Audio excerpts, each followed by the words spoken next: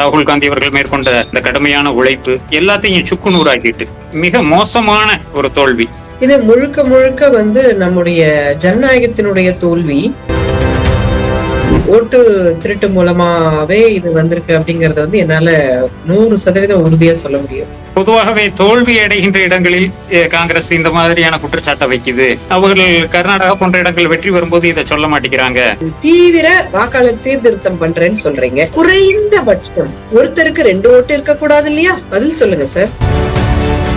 இப்படி 5,20,000 பேருக்கு ஒன்றுக்கும் மேற்பட்ட வாக்குகள் இருக்கின்றன. இது எதுல? இறுதி வாக்காளர் பட்டியல்ல. ரியல் ஓட்டர்ஸ் தான் நீக்குறாங்க, ஃபேக் ஓட்டர்ஸ் நீக்க மாட்டேங்கிறாங்க. இதுதான் பீகார்ல நமக்கு கிடைச்ச எக்ஸ்பீரியன்ஸ். இத கூட பாக்குறதுக்கு ஒரு கூறு இல்லாம, கூறுகட்டத்தனமா சும்மா உட்காந்து காசு திட்டிக்கிட்டு இருந்தனா நாசமா போயிருவோம் எல்லாரும். ஜனநாயகம் எல்லாருக்கும் ஓட்டு இருந்தாதான் அது ஜனநாயகம். இது எப்படின்னா, எனக்கு சாப்பாடு இருக்கு, உனக்கு சாப்பாடு இல்லைன்னா நீ ஏதாவது சரியா உழைச்சிருக்க மாட்ட, நீ என்ன மாதிரி புத்திசாலியா இருக்க மாட்ட அப்படிங்கிற ஒரு பார்வை இருக்குல்ல. அந்த மாதிரியே நம்ம ஓட்டையும் பாக்குறோம். எனக்கெல்லாம் ஓட்டு இருக்கு அப்படின்ட்டு 18 வயசு ஆன அத்தனை பேருக்குமே ஓட்டு இருக்குதானே? அப்போ 8,22,00,000 பேர் வாக்காளர் பட்டியல இருந்திருக்கணுமா இல்லையா? ஏதோ அங்க எங்க நீங்க விட்டுட்டீங்கனாலும் 1/2 லட்சம், 1 லட்சம், 2 லட்சம், 4 லட்சம் கூட போகலாம். 80 லட்சமா போகும். தமிழகத்தில் இருக்கக்கூடிய ஆபத்து அப்படிங்கறது நம்ம உணரல அப்படின்னு சொன்னா, சத்தியமா 6 மாசத்துல இங்க பிஜேபி ஆட்சி அமைக்குங்க SIR வழியா.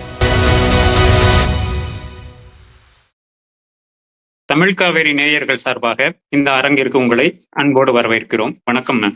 வணக்கம். ஒரு அசாதாரணமான சூழ்நிலையில நீங்க நம்ம அரங்கத்துக்கு வந்திருக்கீங்க.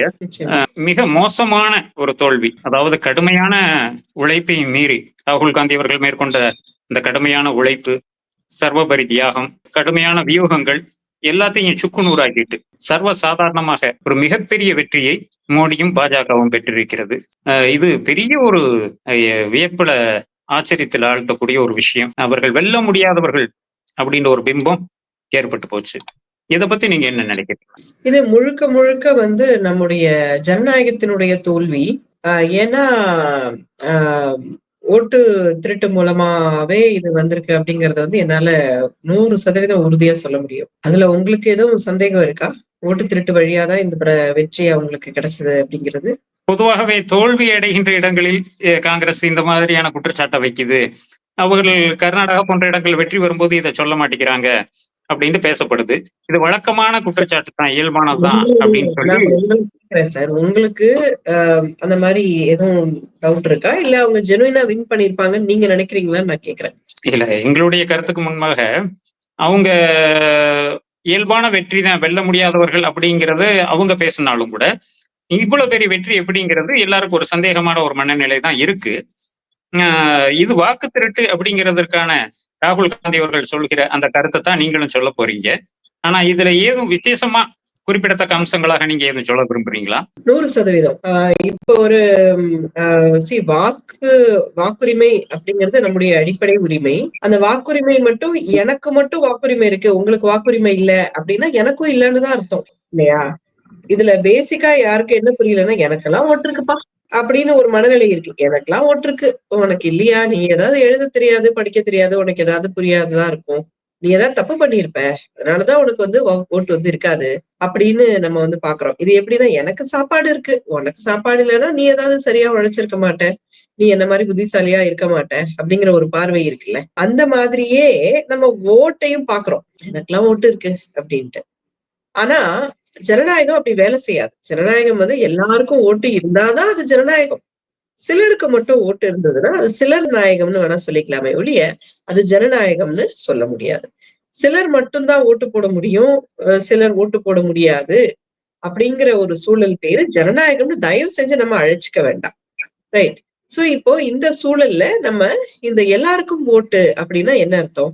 அந்த மாநிலத்துல எவ்வளவு வயது வந்தவர்களுடைய எண்ணிக்கை இருக்கிறதோ அத்தனை பேர் வாக்காளர் பட்டியலில் இருக்க வேண்டும். மேலும் அந்த ஜனத்தொகையில் எத்தனை சதவீதம் பெண்களோ அத்தனை சதவீதம் பெண்கள் வாக்காளர் பட்டியலிலும் இருக்க வேண்டும். எத்தனை சதவீதம் இஸ்லாமியர்களோ அத்தனை சதவீதம் வாக்காளர் பட்டியலிலும் இருக்க வேண்டும். அப்போதுதானே அது ஒரு ஜனநாயக தேர்தலாக ஆகும். சரியா? இதுக்கு எதுவும் நம்ம தனியா விளக்கம் கொடுக்க தேவையில்ல. நிச்சயமா. பிளஸ் 7,42,00,000 பேர் அவர்கள் வாக்களிக்க தகுதி பெற்றவர்கள் தான் தேர்தல் ஆணையம் அறிவிச்சு அவங்கள தானே தேர்தல் நடத்துச்சு. அதுல அவங்க யாரையும் புறக்கணிச்சதாக இல்லையே. தகுதி வாய்ந்தவர்களுக்கு வாக்குரிமை கொடுத்திருக்காங்கல்ல. அந்த அந்த மாநிலத்துல இருக்கக்கூடிய வயது வந்தவர்களுடைய எண்ணிக்கை எவ்வளவுன்னு தெரியுமா சார் உங்களுக்கு? சொல்லுங்களேன். 8,22,00,000. பீகார்ல ஜனத்தொகை வந்து 13 கோடி. 13 கோடியில வந்து 17 வயதுக்கு குறைவானவர்கள் வந்து கழிச்சிட்டோம் அப்படின்னு சொன்னா 8,22,00,000 பேர் வந்து 18 வயது நிரம்பியவர்கள் அங்க. 18 வயது நிரம்பிய எல்லாருக்குமே ஓட்டு இருக்கா இல்லையா இந்த நாட்டுல? நிச்சயமாக.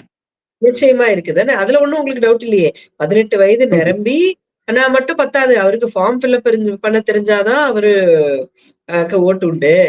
அவருக்கு வந்து 2002ல ஓட்டு எங்க இருக்குன்னு தேட தெரிஞ்சாதான் அவருக்கு ஓட்டு உண்டு. அவருக்கு வந்து பர்த் சர்டிபிகேட் இருந்தாதான் அவருக்கு ஓட்டு உண்டு. அவரோட பர்த் சர்டிபிகேட்ட பீகார் வெள்ளத்துல அடிச்சுட்டு போயிட்டா அவருக்கு ஓட்டு போச்சு. இப்படிங்கிற மாதிரி நம்பிக்கை எதுவும் உங்களுக்கு இருக்கா? இல்ல. 18 வயசு ஆன அத்தனை பேருக்குமே ஓட்டு இருக்குதானே.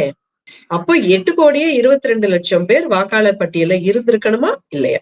பை நம்பர் 80 லட்சம் பேரை காணுமா இல்லையா?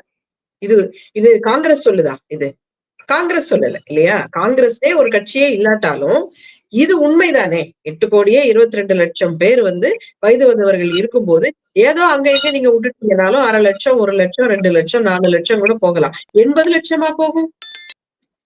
First question. Next question. நீங்க வந்து தீவிர வாக்காளர் சீர்திருத்தம் பண்றேன்னு சொல்றீங்க. குறைந்தபட்சம் ஒருத்தருக்கு 2 ஓட்டு இருக்கக்கூடாது இல்லையா? பதில் சொல்லுங்க சார். இது காங்கிரஸ் சொன்னாதானா இல்ல வேற யாராவது சொன்னா 2 வாக்கு இருக்கலாமா? காங்கிரஸ்னு ஒரு கட்சி இந்த உலகத்துல இருந்தாலும் இல்லாட்டாலும் ஜனநாயகம் என்றால் ஒரு மனிதனுக்கு ஒரு வாக்கு தானே. அப்புறம் எப்படி 5,20,000 பேருக்கு ஒன்றுக்கும் மேற்பட்ட வாக்குகள் இருக்கின்றன? ஒரே ஓட்டர் ஐடி ஒரு இடத்துக்கு மேல் 2, 3, 4, 5 அப்படின்னு இருக்கிறது மட்டுமே 5,20,000. இது எதுல? இறுதி வாக்காளர் பட்டியல்ல. எப்படி? நாங்க வீடு வீடா வந்து நாங்க தீவிர வாக்காளர் சீர்திருத்தத்தை நாங்க வந்து அதுவும் சிறப்பு, இது சும்மா கிடையாது. சிறப்பு தீவிர வாக்காளர் சீர்திருத்தத்தை மேற்கொண்ட பிறகு 5,20,000 பேருக்கு வந்து 2 ஓட்டு அல்லது 3 ஓட்டு 7 ஓட்டு எல்லாம் இருந்துச்சுன்னா அந்த வாக்காளர் பட்டியல் சரியா? இதுக்கும் காங்கிரஸும் சம்பந்தமே இல்லை. ரைட்டா? தேர்தல் ஆணையத்தினுடைய குளறுபடி அப்படிங்கிற மாதிரி நீங்க சொல்றீங்க. மட்டும் சொல்றேன் சார். குளறுபடியா என்னன்னு நீங்க சொல்லுங்க. சரியா? ஃபேக்ட்ஸ மட்டும் நான் சொல்றேன். அந்த ஃபேக்ட்ஸ் எல்லாமே அவங்களுடைய வெப்சைட்ல இந்த நிமிஷம் டவுன்லோட் பண்ற மாதிரி இருக்கு. வேணும்னா நீங்க கூட டவுன்லோட் பண்ணி செக் பண்ணிக்கோங்க. ரைட்? ஃபேக்ட்ஸ மட்டும் நான் சொல்றேன். குளறுபடியா இல்லையான்னு நீங்க சொல்லுங்க. சரியா? பீகாருடைய வாக்காளர் பட்டியல்ல 10% வீடுகளில் இருந்து மட்டுமே 42% வாக்காளர்கள் வருவார்களா? ஒரு வீட்டுல 800 பேர் இருப்பாங்களா? ஒரு வீட்டுல 700 பேர் இருப்பாங்களா? 100க்கும் மேற்பட்டவர்களே 2,200 பேர் இருக்கலாமா? ஆக கிட்டத்தட்ட 5ல 2 ஓட்டு. எப்படி? வாக்காளர் பட்டியல்ல 5ல 2 ஓட்டு வந்து வெறும் 10% வீடுகளில் இருந்து வருகின்றன. மீதி 90% வீடுகளில் வசிப்பவர்களுக்கு 5 ஓட்டில் 3 ஓட்டு மட்டுமே இருக்கிறது. சரியா? 58% மட்டுமே அவர்களால் வாக்காளர் பட்டியலில் இடம் பிடிக்க முடிந்தது. சோ இந்த மாதிரியான ஒரு குளறுபடியான வாக்காளர் பட்டியல் அண்ட் வந்து சிசிடிவி கேமரா நாங்க தரமாட்டோம், விவிபேட் எண்ண மாட்டோம். சோ இந்த மாதிரி இருக்கக்கூடிய ஒரு சூழல்ல இது நியாயமான சரியான தேர்தலா இல்லையா என்று நீங்களும் பார்வையாளர்களும் முடிவு பண்ணிக்கோங்க. என்னுடைய கடமை இந்த ஒரு ஃபேக்ட எடுத்துக்கொண்டது உங்ககிட்ட சொல்றது மட்டுமே. இப்ப பொதுவா இந்த எஸ்ஐ இந்த மாதிரியான குளறுபடிகளை நீக்குவதற்காகத்தான் எஸ்ஐஆர் கொண்டு வந்தோம் அப்படின்னு சொல்லி அவங்க சொல்றாங்க. ஆனா அந்த எஸ்ஐஆரே குளறுபடியா இருக்குன்னு சொல்லி நீங்க சொல்றீங்க. பொதுவாக பரவலா குற்றச்சாட்டுகள் வைக்கப்படுது. இதை இந்த எஸ்ஐஆர் இருக்கக்கூடிய இந்த எஸ்ஐஆர்ங்கிற திட்டம் முன்பு கடந்த 2002ல நடைபெற்ற ஒரு விஷயம்தான். இது வந்து இயல்பான ஒண்ணுதான். அதைத்தான் நாங்க இப்ப மேற்கொள்றோம் அப்படின்னு சொல்லி அவங்க தேர்தல் ஆணையம் சொல்லுது. இத பத்தி என்ன சொல்ல விரும்புறீங்க? இதற்கு முன்னாடி 8 முறை தீவிர வாக்காளர் திருத்தம் நடந்திருக்கிறது. அந்த 8 முறையும் அதற்கான அது எப்படி நடத்தப்பட்டது அப்படிங்கிற கண்டிஷன்ஸ் வழக்கறிஞர் பிரசாந்த் பூஷன் அவர்கள் அதை எடுத்து அதை வெளியிட்டிருக்காங்க. அத போய் பாருங்க. அதுல என்ன அப்படின்னு சொன்னா, பிஎல்ஓ போணும், வீட்ல நீங்க இருக்கீங்களான்னு செக் பண்ணணும். யாராவது இறந்து போயிட்டாங்கன்னா அவங்க பேரை நீக்கணும். புதிய வாக்காளர் இருந்தாருன்னா அவருக்கு ஃபில் பண்ணி வாக்குரிமை குடுக்கணும். குடுத்துட்டு வந்துடணும். இதுதான் அவங்க வேலை. சரியா? இவ்வளவுதான் சீர்திருத்தம் அப்படிங்கிறது. சீர்திருத்தம் அப்படிங்கிறதுல இங்க பெரிய உலகமகா அதிசயம் எல்லாம் ஒண்ணும் கிடையாது. யாராவது இறந்துட்டாங்கன்னா அல்லது அந்த வீட்ல இல்லன்னா அவருடைய வாக்கை நீக்கணும். யாருக்காவது புதுசா அங்க வயது வந்தவர்கள் இருந்தாங்கன்னா வாக்க சேர்க்கணும். இதுல ஏதாவது 2 கருத்து இருக்க முடியுமா? இல்ல. இல்லீங்களா? சோ இது எப்போதுமே ரெகுலரா தேர்தல் ஆணையம் பண்ற கடமை அதுக்கு இருக்கு. அது எப்பவுமே நடந்துட்டு இருக்கிறது தான். புதிய வாக்காளர்கள் சேர்ப்பதும், விலக்குவதும் அன்றாட நிகழ்வு. தேர்தல் ஆணையத்தை பொறுத்தவரை இது ஒரு அன்றாட நிகழ்வு. சம்டைம்ஸ் நான் நேர்ல போய் செக் பண்றது அப்படிங்கிற வேலையை செய்யறது பேர்த்துதான் தீவிர திருத்தம் அப்படின்னு சொல்றோம். சரியா? சோ சாதாரணமா ஒரு ஓட்டு அப்ளிகேஷன் வந்துச்சுன்னா நம்ம அதுக்கான டாக்குமெண்ட்ஸ் மட்டும் பார்த்துட்டு அவங்க குடுத்துருவாங்க. ஆனா ஒரு தீவிர திருத்தத்தின் போது அவங்க வீட்டுக்கு செக் பண்ணுவாங்க. ரைட்? சோ இது முழுக்க முழுக்க அந்த பிஎல்ஓ ஓட வேலை. பிஎல்ஓ யாரு? அரசு ஊழியர். அவருக்கு என்ன வேலை அப்படின்னா, ஏன் வரிப்பணத்துல நான் குடுக்குற சம்பளத்தை வாங்கிக்கிட்டு ஏன் ஓட்ட வாங்கி எண்ணி சொல்றது மட்டும்தான் அவங்க வேலை. எனக்கு வாக்குரிமை இருக்கா இல்லையா அப்படின்னு நிர்ணயம் பண்ணக்கூடிய எந்த அதிகாரமும் அவங்களுக்கு கிடையாது. அவங்களுக்கும் கிடையாது. அவங்கள அப்பாயிண்ட் பண்ண இந்த பிரதமருக்கும் இந்த ஆட்சியாளருக்கும் கிடையாது. சுப்ரீம் கோர்ட்டுக்கும் கிடையாது. யாருக்கும் கிடையாது. இந்த நாட்டில் பிறந்த அனைவருக்கும் 18 வயசானா அத்தனை பேருக்குமே வாக்குரிமை உண்டு. அதனால நீ இந்த ஃபார்மை ஃபில் பண்ணிட்டியா அதையா அதெல்லாம் யாருக்கும் கிடையாது. இந்த அடிப்படையில தான் இதுக்கு முன்னாடி நடந்த 8 தீவிர வாக்காளர் சீர்திருத்தத்திலயுமே எங்கேயுமே ஒரு ஃபார்ம் கொடுக்கப்பட்டு இதை நீ ஃபில் பண்ணி கொடுத்தாதான் உனக்கு ஓட்டு இல்லைன்னா இல்ல அப்படின்னு ஒரு நாளும் சொல்லப்படவில்லை. இந்த நாட்டில் நம்ம எந்த அளவுக்கு நியாய தர்மம் எல்லாம் காணாமையே போச்சு அப்படின்னு சொன்னா, அதுவும் எஸ்பெஷலி இந்த ஆட்சியாளர்கள் மற்றும் இங்க இருக்கக்கூடிய அதிகாரத்தில் இருப்பவர்கள் கிட்ட இந்த நீதி, நியாயம் இந்த மாதிரி விஷயங்கள்லாம் எந்த அளவுக்கு காணாம போச்சு அப்படின்னு சொன்னா, தேர்தல் ஆணையர் அப்படிங்கிறவர் ஒரு நாட்டினுடைய உச்சபட்ச நம்பிக்கையை பெற்றவராக இருக்க வேண்டும். இதற்கு முன்னாடி காங்கிரஸ் அரசாங்கம் இருந்த போது எத்தனையோ நூற்றுக்கணக்கானவர்கள் பல நிலைகளில் ஆணையர்களாக தேர்தலை நடத்தி இருக்கிறாங்க. அவங்க ஒரு ஐஏஎஸ் ஆபீசர் பல இடத்துல டிப்யூட் ஆகி அவங்க போவாங்க, அதை செய்வாங்க. அவங்களுக்கு இருக்கக்கூடிய தகுதி என்ன அப்படின்னு சொன்னா, மிகப்பெரிய ஒரு தகுதி என்ன என்றால், ஆளும் கட்சி, எதிர்கட்சி, நேத்து பிறந்த குட்டி கட்சி, 100 வருஷத்துக்கு முன்னாடி உள்ள கட்சி, அத்தனை கட்சிகளுடைய நம்பிக்கையை பெற்றிருக்க வேண்டும். அதுதான் அவர்களுடைய தகுதி. இவரு சொன்னா தப்பாலாம் செய்ய மாட்டாரு அப்படிங்கிற ஒரு நம்பிக்கை இருக்கும். ஆனா இன்னைக்கு நம்ம எந்த நிலைமையில இருக்கோம்னா, நம்முடைய தேர்தல் ஆணையர் திரு ஞானேஷ்குமார் அவர்கள் வாய் திறந்து பொய் சொல்கிறார்.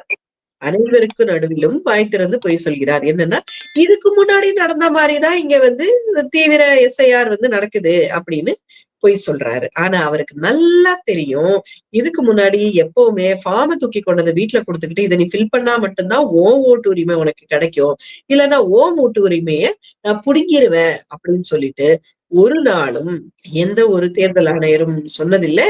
இந்த மாதிரி ஏதோ ஒரு சின்ன முயற்சி டெல்லியில இருக்கும்போது நடந்ததுக்கும் சுப்ரீம் கோர்ட் அப்போ இருந்த சுப்ரீம் கோர்ட் மண்டையிலேயே தலையில கொட்டு வச்சுட்டு அப்படியெல்லாம் நீ பண்ணக்கூடாது, உனக்கு உன் வேலை. இன்னொன்னு குடியுரிமை செக் பண்றேன் வைக்கிறேன்னு சொல்றது, இது எதுவுமே உன்னோட வேலை கிடையாது. குடியுரிமை செக் பண்றதுலாம் உன் வேலை கிடையாது அப்படின்னு சொல்லிட்டு அந்த மாதிரி இருக்கிற வாக்காளர் பட்டியலை எல்லாத்தையும் விட்டுட்டு நான் முதல்ல இருந்து எழுதுறேன், இந்த வேலையெல்லாம் உன்னால பண்ண முடியாது, இருக்கிற வாக்காளர்ல சேர்க்கலாம் நீக்கலாம், அதுக்கு மட்டும்தான் உனக்கு ரைட்ஸ் இருக்கு அப்படின்னு சொல்லி தான் ஏற்கனவே சொல்லியிருக்கிறாங்க. சோ தேர்தல் ஆணையரே இந்த நாட்டின் உச்சபட்ச நம்பிக்கையை பெற்று இருக்க வேண்டிய ஒரு மனிதர் வாய் திறந்து பொய் சொல்லும் போதே நம்முடைய ஜனநாயகம் அடக்கம் செய்யப்பட்டது. சோ தேர்தல் ஆணையர் பொய் சொல்றாருங்கிறது தான் என்னுடைய பதில் இதுக்கு. நெக்ஸ்ட். இந்த எஸ்ஐஆர்னால மிகப்பெரிய குழப்பமும் ஒரு நெருக்கடியும் ஜனநாயகத்துக்கு ஏற்பட்டிருப்பதாக உங்களுடைய பேச்சுல நீங்க சுட்டி காட்டுறீங்க. அதாவது முடிஞ்சு இந்த போச்சு. எஸ்ஐஆர் ஜனநாயகமே முடிஞ்சு போச்சு சார். ஜனநாயகமே முடிஞ்சு போச்சு. நம்ம நெனச்சுக்கிட்டு இருக்கோம், நம்ம ஜனநாயகத்தோட இருக்கோம் அப்படின்னு சொல்லி. ஆனா ஜனநாயகத்தினுடைய அடிப்படையே என்னுடைய ஆட்சியாளரை என்னால் மாற்ற முடியும் என்பதுதான். நான் நெனச்சா என் ஆட்சியாளர நான் மாற்றுவேங்கிறது பேரு தான் ஜனநாயகம். என்னால என் ஆட்சியாளர மாற்ற முடியாது என்று சொன்னால் அது மன்னராட்சி. அது சர்வாதிகாரம். அது பிரிட்டிஷ் ஆட்சி. அது முகலாய ஆட்சி. என்னென்ன வேணா நீங்க பேர் சொல்லிக்கலாம். ஆனா என்னுடைய ஆட்சியாளரை மாற்ற முடியாததுதான் ஒரு ஜனநாயகம் இல்லாத ஆட்சி அப்படின்னு அர்த்தம். என் ஆட்சியாளரை மாற்ற முடிந்தால் மட்டுமே அது ஜனநாயகம். சரியா? மன்னர்களும் தான் என்கிட்ட வரி வாங்குறாங்க. மன்னரும் தான் எனக்கு சாலை அமைச்சாங்க. மன்னரும் தான் அணை கட்டினாங்க. மன்னரும் தான் என்னென்னவோ பண்ணிட்டு இருந்தாங்க. சரியா? வரி கட்டுறதோ அல்லது ஒரு பாதுகாப்பு படை கட்டி போர் போடுறதோ இதெல்லாம் எல்லாருமே பண்றதுதான். ஜனநாயகத்தினுடைய மிக முக்கியமான அடிப்படையான அம்சம் என்னால் ஆட்சியாளரை மாற்ற முடியும் என்பதுதான். அதற்கான அதிகாரம் தான் வாக்கு அப்படிங்கிறது. வாக்கு என்பது ஒரு அதிகாரம். எதுவுமே இல்லாத பட்டினி கிடக்குற ஒரு ஏழைக்கு கூட அந்த அதிகாரம் உண்டு. நான் நினைச்சேன்னா என் பிரதமரை மாத்த முடியும், என் சீஃப் மினிஸ்டரை மாத்த முடியும், என் எம்எல்ஏவை மாத்த முடியும், என் கவுன்சிலரை மாத்த முடியும், என் பஞ்சாயத்து தலைவரை மாத்த முடியும் அப்படிங்கிற ஒரு நம்பிக்கை தான். சோ அதுவே இங்க அழிஞ்சு போச்சு அப்படிங்கும்போது இவங்க தேர்தல்ல ஃப்ராடுத்தனம் பண்ணி மீண்டும் மீண்டும் அவர்களே ஜெயிச்சு கொண்டே இருக்கிறது அப்படிங்கிறது இது ஜனநாயகம் புதைக்கப்பட்ட ஒரு ஒரு உண்மையை தான் நமக்கு வெளிக்கொண்டு வருது. இந்த பீகாரினுடைய இந்த நெருக்கடியான இந்த மோசமான தோல்விக்கு எஸ்ஐஆர் ஒரு காரணம் அப்படிங்கறத நீங்க அழுத்தமா சொல்றீங்க. இப்போ 100% எஸ்ஐஆர் மட்டும் கிடையாது சார். இது மொத்தமா வாக்கு திருட்டு, தேர்தல் ஆணையத்தின் நேர்மையற்ற தன்மை தான் காரணம்னு நான் சொல்றேன். சரி, இந்த இதே போன்ற போக்கு 2026 தமிழக தேர்தலையும் ஏற்படும்னு நீங்க நினைக்கிறீங்களா? இல்ல தமிழகம் அதை தாண்டி கடந்து வரும்னு நினைக்கிறீங்களா? ஒரு மண்ணும் பண்ண முடியாது தமிழ்நாட்டால. இப்ப நமக்கு எஸ்ஐஆர் தான் ஆபத்துனே புரியாம நம்ம இன்னும் காங்கிரஸ் தான் பிரச்சனை, பூத்துல நீங்க ஏஜென்ட் போடல, இது பண்ணல, அது பண்ணல அப்படின்னு என்னத்தையோ ஒரு காரணத்தை சொல்லிக்கிட்டு எனக்கெல்லாம் ஓட்டு வந்துருச்சு, எனக்கெல்லாம் எந்த கவலையும் கிடையாது, உனக்கெல்லாம் வரலன்னா நீதான் ஏதாவது பிரச்சனை இப்படின்னு எல்லாம் நம்ம பேசிக்கிட்டு பல்லு குத்திக்கிட்டு உட்கார்ந்துகிட்டு இருந்தோம்னு வச்சுக்கோங்களேன், சத்தியமா 6 மாசத்துல இங்கே பிஜேபி ஆட்சி அமைக்குங்க எஸ்ஐஆர் வழியா. எப்படி எத்தனை மாநிலங்கள்ல வாக்கு திருட்டு வழியா அது வின் பண்ணிச்சோ. இது மட்டும் கிடையாது. இதுக்கு முன்னாடி மகாராஷ்டிரா, அதுக்கு அப்புறம் ஹரியானா, இது எல்லாமே வாக்கு திருட்டு வழியாகத்தான் அது இது பண்ணிருக்கு அப்படிங்கிறது நம்ம ஏற்கனவே தலைவர் ராகுல் காந்தி ஆதாரத்தோட நிரூபிச்சிருக்காங்க. ஸோ தமிழகத்தில் இருக்கக்கூடிய ஆபத்து அப்படிங்கறது நம்ம உணரல அப்படின்னு சொன்னா நம்மள மாதிரி ஒரு அடி முட்டாள் யாருமே கிடையாது. 5500 வருஷத்துக்கு முன்னாடியே இரும்பை கண்டுபிடித்தவர்கள் நம்ம, கல்வியில் சிறந்த தமிழ்நாடாக விளங்கக்கூடியவர்கள் நம்ம, நமக்கு இருக்கக்கூடிய ஒரு பெருமையான விஷயங்களை அடுக்கிக் கொண்டே போகலாம் இன்னைக்கு ராத்திரி வரைக்கும். அவ்வளவு ஒரு விஷயம் இருக்கக்கூடிய நம்ம எஸ்ஐஆருடைய ஆபத்தை உணராமல் அதற்கு தேவையான விஷயங்களை நம்ம செய்யாம விட்டுட்டோம் அப்படின்னு சொன்னா நம்மள மாதிரி ஒரு அடி முட்டாள் யாருமே கிடையாது. அதுவும் இவ்வளவு படிச்சப்புறம் முட்டாளா இருக்கதா ரொம்ப கேவலமா இருக்கு. இப்போ இங்க என்ன நம்ம புரிஞ்சுக்கணும் அப்படின்னு சொன்னா, எஸ்பெஷலி சகோதரர்கள், திமுக சகோதரர்கள் என்ன புரிஞ்சுக்கணும் அப்படின்னு சொன்னா, அவங்க நிறைய காங்கிரஸ்க்கு ஏதோ ஒரு லாய்க்கு இல்ல, காங்கிரஸ் தான் ஒண்ணும் சரியில்லை அப்படின்லாம் ரொம்ப ரொம்ப ரொம்ப அசிங்கமாவும் ரொம்ப ரொம்ப ரொம்ப கேவலமாவும் மனவருத்த கொடுக்குற அளவுக்கும் அவங்க எல்லாம் எழுதியிருந்ததை நான் வாசிச்சேன்.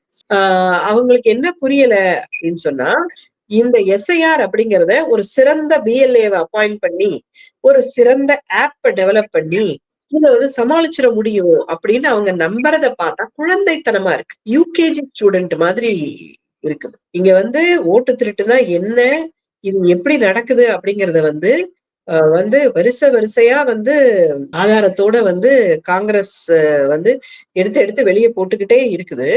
ஆனா இவங்க என்ன மக்களுக்கு ஒரு நம்பிக்கை கொடுக்குறாங்கன்னா, அதெல்லாம் கவலையே படாதீங்க, உங்களுக்கு ஆப் வச்சிருக்கோம், நாங்க திமுகல இருந்து நாங்க ஆப் வச்சிருக்கோம், நாங்க எல்லாமே செம சூப்பர், எங்க பிஎல்ஏ எல்லாம் ஐயோ அற்புதம், அப்புறம் பிளாக் டிஜிட்டல் ஆபீசர்னு நாங்க ஏதோ வச்சிருக்கிறோம் எங்க கட்சியில, எல்லாத்தையும் வச்சு நாங்க பயங்கரமா சமாளிச்சு கிழிச்சிருவோம் அப்படின்னு சொல்லிட்டு இருக்காங்க.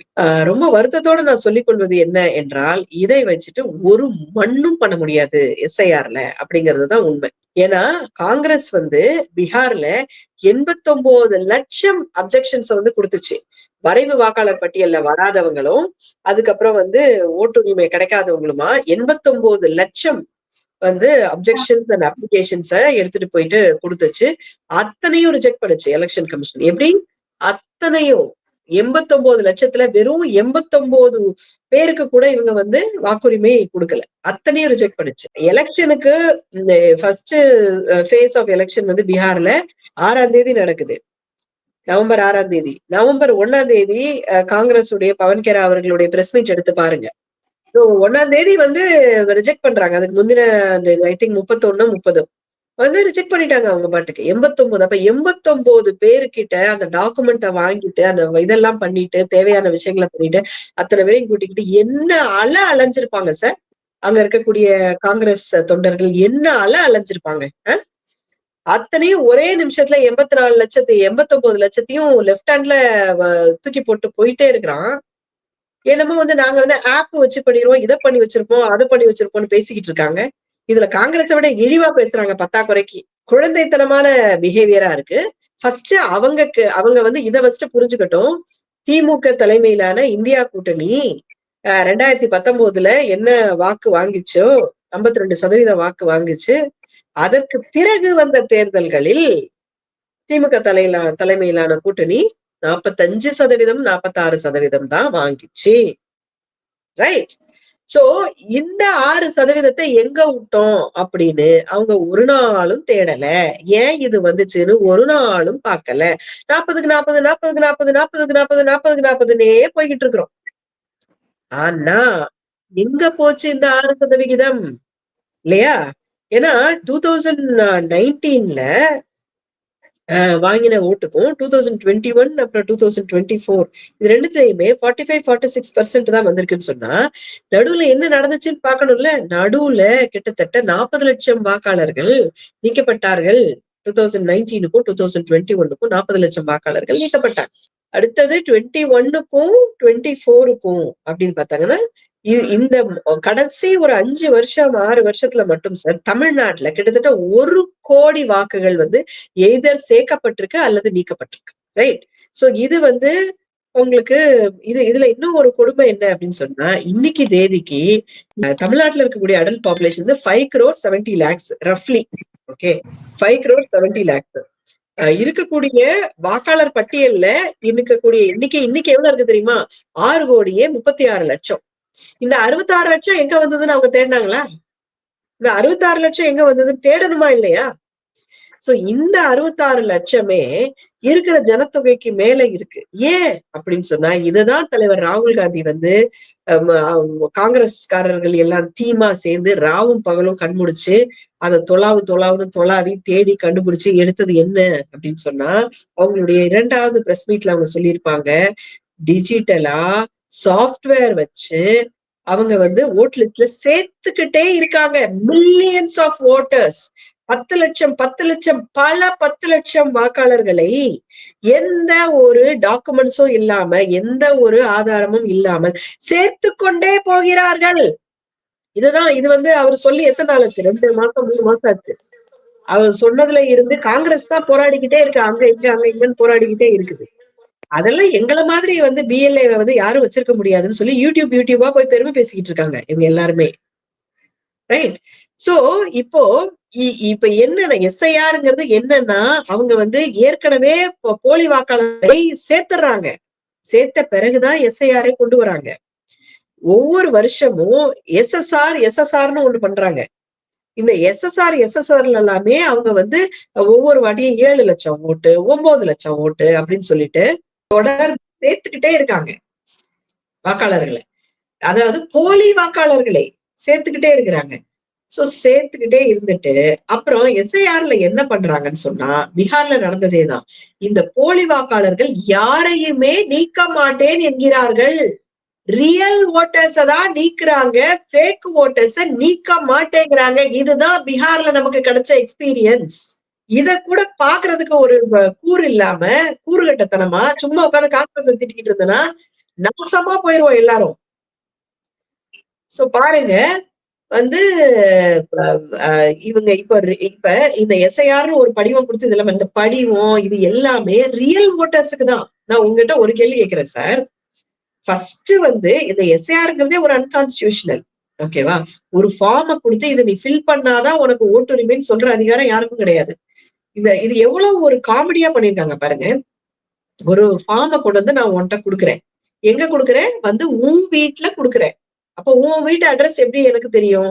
என்னோட வாக்காளர் பட்டியல்ல இருக்கிற அட்ரஸ தேடி உன் வீட்டுக்கு வந்து உன்னை பார்த்து நான் ஃபார்ம் குடுக்குறேன். அப்படின்னா என்ன அர்த்தம்? அந்த வீட்ல நீ இருக்கிறன்னு அர்த்தம். உயிரோட இருக்கிறன்னு அர்த்தம். நீ செத்து போகல. நீ அந்த வீட்டை விட்டு போகல. இப்ப இது 2ம் உண்மையா இருக்கும்போது அங்கேயே வெரிஃபிகேஷன் முடிஞ்சுச்சு சார். நீங்க டிக் அடிச்சுட்டு போயிட்டே இருக்க வேண்டியதுதானே? அதுக்கப்புறம் எதுக்கு வந்து நீங்க வந்து ஒரு பேப்பர குடுத்து இத ஃபில் பண்ணி குடுக்கணும். நீ கிழிக்க கூடாது, கசக்க கூடாது. நீ வந்து இப்படி ஃபில் பண்ணும், அப்படி ஃபில் பண்ணும். என்னத்துக்கு? எனக்கு ஃபில் பண்ண தெரியல. எனக்கு ஏதோ ஒண்ணு. எனக்கு தெரிஞ்ச ஒரு குடும்பத்துல 4 பேர் இருக்காங்க. அவங்க வீட்ல யாருமே படிச்சவங்க கிடையாது. ஒரு 9ஆம் கிளாஸ் படிக்கிற குழந்தை. அதுக்கு என்னத்த ஃபில் பண்ண தெரியும்? அது என்னத்தையோ ஃபில் பண்ணி குடுத்துருச்சு. இப்ப அவங்களுக்கு 4 ஓட்டு போச்சா? தைரியம் சார். யார்கிட்ட பேசிட்டு இருக்கீங்க நீங்க? இந்திய நாட்டு குடிமக்கள் கிட்ட வந்துட்டு உனக்கு ஓட்டுரிமை கிடையாது. உனக்கு எழுத தெரிஞ்சாதான், படிக்க தெரிஞ்சாதான், 2002ல எதையாவது நீ போய் யோசிச்சு எடுத்துட்டு வந்தாதான் அப்படின்னு சொன்னா, இது வந்து எவ்வளவு ஒரு ஜனநாயக கொலைகார செயல் அப்படின்னு சொல்லி நீங்க பாருங்க. ரைட். சோ வந்து இந்த நேர்ல வந்து குடுக்கறது, வைக்கிறது, இது எல்லாமே ரியல் ஓட்டர்ஸ்க்கு தான். ரியல் ஓட்டர்ஸ்க்கு தான். நீ உனக்கு பர்த் சர்டிபிகேட் இருக்கா? ஜாதி சான்றிதழ் இருக்கா? 10th ஸ்டாண்டர்ட் சர்டிபிகேட் இருக்கா? பாஸ்போர்ட் இருக்கா? இது இருக்கா? அது இருக்கான்னு கேட்டு இருக்கிறது பூரா ரியல் ஓட்டர்ஸ்க்கு தான். ஃபேக் ஓட்டர்ஸுக்கு என்ன ஒரு ஆதாரத்தின் பேர்ல அவங்க அந்த வாக்காளர் பட்டியல்ல இருக்கிறாங்க? வாக்காளர் பட்டியல்ல இருக்காங்களா சார் இவ்வளவு பேரு? ஒவ்வொருத்தரும் அவங்க பாஸ்போர்ட்ட குடுத்தாங்களா? அந்த பாஸ்போர்ட் காப்பி இருக்குதா? எனக்கு காமிங்க. ஒவ்வொருத்தரும் பாஸ்போர்ட் குடுத்தாங்களா? அல்லது ஒவ்வொருத்தரும் அங்க அந்த வாக்காளர் பட்டியல்ல, இறுதி வாக்காளர் பட்டியல்ல இருக்கிறவங்க எல்லாத்துக்குமே 10th ஸ்டாண்டர்ட் சர்டிபிகேட் பாத்தீங்களா? இல்ல குறைந்தபட்சம் ஒரு ஆதாரையாவது பாத்தீங்களா? ஃபேக் ஓட்டர்ஸ் அவ்ளோ பேர் இருக்காங்க சார். சார் ஒருத்தருக்கு 4 ஓட்டு, 3 ஓட்டு, 2 ஓட்டு இருக்குது. நீங்க ஒவ்வொருத்தருக்கும் தனித்தனி ஓட்டு குடுக்குறீங்க. என்ன சார் நடத்திக்கிட்டு இருக்கிறீங்க? ஒரு வீட்ல 800 பேர் இருக்காங்க. 800 பேருக்குமே வந்து 10th ஸ்டாண்டர்ட் சர்டிபிகேட் வாங்குனீங்களா? அப்போ ஃபேக் ஓட்டர்ஸ்க்கு இங்க எந்த ஒரு இதுவுமே இல்ல. ரியல் ஓட்டர்ஸ்க்கு தான் இங்க எல்லா இதுவுமே. அப்போ ரியல் ஓட்டர்ஸ்க்கு இது அதுன்னு கேட்டு இப்ப நீங்க கண்ணகி நகர், பெரும்பாக்கம், செம்மஞ்சேரி எடுத்தீங்கன்னா, அங்க கிட்டத்தட்ட 50,000 ஓட்டு, 70,000 ஓட்டு வந்து அங்க லூஸ் ஆக போகுது. அப்போ ஒருத்தரோட ஓட்ட கூட எடுக்கிறதுக்கான உரிமை உனக்கு இல்லாத போது 50,000 ஓட்டு, 70,000 ஓட்ட இந்த ஒரே ஒரு இடத்துல நீ எடுக்கிறன்னா, அப்போ எத்தனை லட்சம் வாக்காளர்களுடைய வாக்குரிமையை நீ பறிக்கிற? அந்த இடத்துல எது வந்து நிக்க போகுது? ஃபேக் ஓட்டர்ஸ் வந்து நிக்க போகுது. சோ இங்க இந்தியா கூட்டணிக்கான வாக்கு சதவீதம் வெறும் 46%. இப்ப பிஜேபியோட வாக்கு சதவீதம், அதாவது அவங்க போலி வாக்காளர்களை வச்சுதான் ஓட்டு போட்டிருக்காங்க. அது எல்லாமே இங்க இருக்குது. அதை எடுத்து பார்த்தா நமக்கு நல்லாவே தெரியுது. பூத் வைஸ் நீங்க பாத்தீங்கன்னா நல்லாவே தெரியுது. 18% வந்து பிஜேபி கூட்டணி 2024ல ஓட்டு வாங்கியிருக்குது. அதுக்கு அடுத்தது 23% வந்து ஏடிஎம்கே. இது 2யும் ஆட் பண்ணீங்கன்னா 41%. சோ ஃபேக் ஓட்டர்ஸ் வழியா அவங்க ஆல்ரெடி 41% ரீச் பண்ணிட்டாங்க. நம்ம 52ல இருந்து ஏற்கனவே நம்மளுடைய ரியல் ஓட்டர்ஸ் 6 பேர் வந்து ஏற்கனவே இந்த எஸ்எஸ்ஆர்ல நீக்கப்பட்டிருக்காங்க. அப்போ ரிமைனிங் என்ன இருக்குது? வெறும் 5%ல தான் இங்க தொங்கிக்கிட்டு இருக்குது. இங்க 40க்கு 40, 400க்கு 400ன்னுலாம் இங்க பெருமை பேசுறதுக்கு ஒண்ணுமே இல்ல. ரைட். இங்க வந்து நம்ம ஆல்ரெடி 5% தான் நம்ம கூட இருக்கிறோம். இப்ப இந்த எஸ்ஐஆர் வழியா அவன் மினிமம் 15, 20% வாக்காளர்களை நீக்கிருவான் சார். 10% வாக்காளர்களை நீக்கினா கூட போதும். இந்த வாட்டி நல்லா எழுதி வச்சுக்கோங்க சார். இந்த வாட்டி எஸ்ஐஆர் வழியாக நம்ம வந்து பிஜேபி, அதிமுக இங்க ஆட்சி அமைக்க போகுது. இந்த விஜய் அவர்கள் வந்து சொல்றாருல, இங்க 2 பேருக்கு தான் போட்டி. தவேகாக்கும் திமுகக்குன்னு நான் சொல்றேன். இங்க 2 பேருக்கு தான் போட்டி. ஒரிஜினல் வாக்காளர்களுக்கும், போலி வாக்காளர்களுக்கும். இந்த தாவேகாவும் தோக்க போகுது, திமுகவும் தோக்க போகுது, காங்கிரஸும் தோக்க போகுது, எல்லாரும் தோக்க போறோம். இந்த இடத்துல போலி வாக்காளர்கள் வழியாக பாஜகவும், ஏடிஎம்கேவும் தான் ஆட்சி அமைக்க போகுது. அதனாலதான் நான் திரும்ப திரும்ப சொல்லிக்கிட்டு இருக்கேன். திமுக இந்த எஸ்ஐஆருக்கு ஒத்துழைக்க கூடாது. கம்ப்ளீட்டா ஸ்டாப் பண்ணணும். உங்களோட பிஎல்ஓஸ் எல்லாத்தையும் கால் பேக் பண்ணணும். இதுக்கு நாங்க ஒத்துழைக்க மாட்டோம் அப்படின்னு. எந்தெந்த ஒரு பூத்துல எல்லாம் போலி வாக்காளர்கள் இருக்கிறாங்களோ அவங்கள கட்சிகள் எடுத்து கொண்டு வந்து கொடுக்கறத அவங்க நீக்கணும். ஏன்னா எவ்வளவு எடுத்து கொண்டு வந்து கொடுத்தாலும் அவங்க நீக்கிறது கிடையாது. எஸ்ஐஆர் வழியா போலி வாக்காளர்கள் நீக்கிறதே கிடையாது. சோ போலி வாக்காளர்களை நீக்கிறதுக்கான முயற்சியை தான் நம்ம இங்க எடுக்கணுமே ஒழிய, இங்க ரியல் வாக்காளர்ஸோட இந்த பேப்பரை தூக்கிக்கிட்டு நம்ம சுத்துறதுல ஒரு பயனுமே கிடையாது. இத நம்ம ஆப்ப வச்சு கிழிச்சாலும் சரி, பிஎல்ஏ வச்சு வச்சு கிழிச்சாலும் சரி, பிடிஏ வச்சு கிழிச்சாலும் சரி, இங்க ஒண்ணும் பண்ண முடியாது. இங்க ஒரு பெரிய ஒரு ஒத்துழையாமை வந்து மக்கள் கிட்ட இருந்து நான் சொல்லல. இங்க ஆளும் அரசாங்கம்னு சொல்லிட்டு இருக்கு இல்லையா? முழுக்க முழுக்க திமுக ஆட்சி இருக்குது இல்லையா? அவங்க வந்து இத பண்ணணும். இன்னைக்கு இந்த எஸ்ஐஆர் மூலமாக நிகழ்த்தப்படுகிற ஒரு மிகப்பெரிய பேரபாயங்களை பற்றியும், ஜனநாயகம் அதனால் மெல்ல கொல்லப்பட்டு சாகடிக்கப்பட்டு வருகிறது என்பதை பற்றியும், இது அல்லாம இதை எப்படி திமுக எதிர்கொள்ள வேண்டும் அப்படிங்கிறத பத்தியும், பீகார் தேர்தல் பத்தியும் இந்த அரங்கத்துக்கு வந்து மிக பெரிய அவேர்னஸ் ஏற்படுத்தக்கூடிய வகையில கருத்துக்களை சொல்லியிருக்கீங்க. அதற்காக தமிழ் காவேரி நேயர்கள் சார்பாக உங்களுக்கு அன்பான நன்றியை தெரிவிச்சுக்கிறோம். இன்னொரு முறை இன்னொரு விஷயங்களோடு உங்களை நன்றி.